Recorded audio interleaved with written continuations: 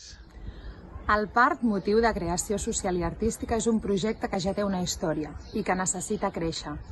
Neix amb motiu de la celebració del 20è aniversari de la Casa de Naixements Migjorn, una cooperativa amb un equip de llevadores amb una sensibilitat especial, necessària per cuidar la vida des del seu inici.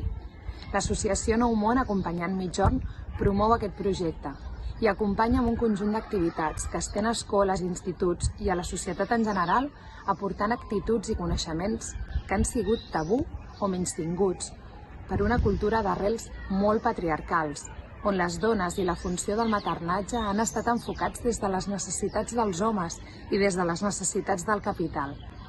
Encara bateguen a les nostres cèl·lules el part de Zeus, el portar Atenea al món des del seu cap, el part d'Eva des de la costella d'Adam, o Venus emergint de les aigües. Fins aquí la usurpació de la funció del cos de les dones per donar llum a les criatures de la nostra humanitat. En aquesta direcció, el Parc Motiu de Creació Social i Artística ve a portar al món de l'art i de la cultura informació, coneixement i saviesa, perquè amb una mirada tendra i curosa es promogui el diàleg, el debat i el pensament. El parc és aquest fet diferencial que alhora és transversal i universal. Totes les criatures són fills i filles. Ser fills i filles ens iguala a totes les persones i en totes les cultures, perquè totes les persones hem nascut i hem estat parides per una dona mare. D'aquí l'element d'integració i cohesió social que fomenta el projecte.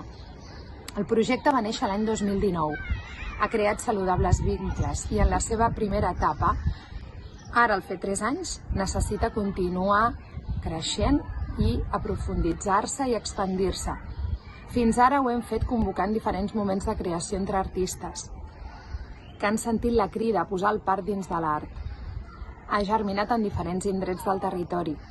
La proposta per a aquesta nova etapa és continuar estenent els moments de creació i crear una gran obra que sigui l'expressió del parc i del naixement i situar-la en un espai públic en la que hi puguin interactuar les criatures.